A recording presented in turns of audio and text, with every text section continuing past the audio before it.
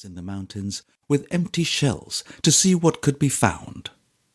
In their absence, the natives came about us as I expected, and in greater numbers. 2 canoes also came in from round the north side of the island. In one of them was an elderly chief called Maka'akavo. Soon after, some of our foraging party returned, and with them came a good-looking chief called Egajifo or Ifo. Their affability was of short duration, for the natives began to increase in number, and I observed some symptoms of a design against us. Soon after, they attempted to haul the boat on shore, on which I brandished my cutlass in a threatening manner, and spoke to Ifo to desire them to desist, which they did, and everything became quiet again. My people, who had been in the mountains, now returned with about 3 gallons of water. I kept buying up the little breadfruit that was brought to us, and likewise some spears to arm my men with, having only 4 cutlasses, 2 of which were in the boat.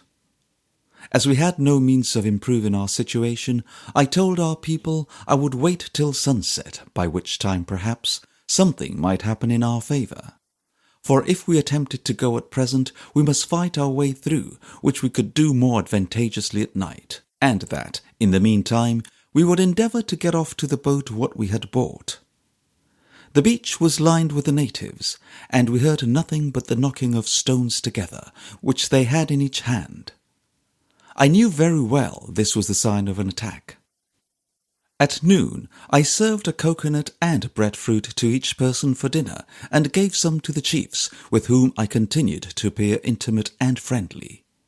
They frequently importuned me to sit down, but I as constantly refused, for it occurred to both Nelson and myself that they intended to seize hold of me if I gave them such an opportunity. Keeping, therefore, constantly on our guard, we were suffered to eat our uncomfortable meal in some quietness. After dinner, we began, by little and little, to get our things into the boat, which was a troublesome business on account of the surf. I carefully watched the motions of the natives, who continued to increase in number, and found that, instead of their intention being to leave us, fires were made and places fixed on for their stay during the night. Consultations were also held among them, and everything assured me we should be attacked.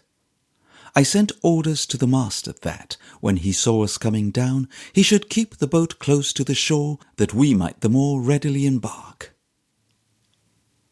The sun was near setting when I gave the word, on which every person who was on shore with me boldly took up his proportion of things and carried them to the boat. The chiefs asked me if I would not stay with them all night. I said, "No, I never sleep out of my boat, but in the morning we will again trade with you, and I shall remain till the weather is moderate, that we may go, as we have agreed, to see Paulaho at Tonga-Taboo." Maka'akavo then got up and said, "You will not sleep on shore then, Mati?" which directly signifies, "We will kill you," and he left me. The onset was now preparing. Every one, as I have described before, kept knocking stones together, and Ifo quitted me. All but 2 or 3 things were in the boat when we walked down the beach, everyone in a silent kind of horror. We all got into the boat except one man who, while I was getting on board, quitted it and ran up the beach to cast the sternfast off, notwithstanding the master and others called to him to return, while they were hauling me out of the water.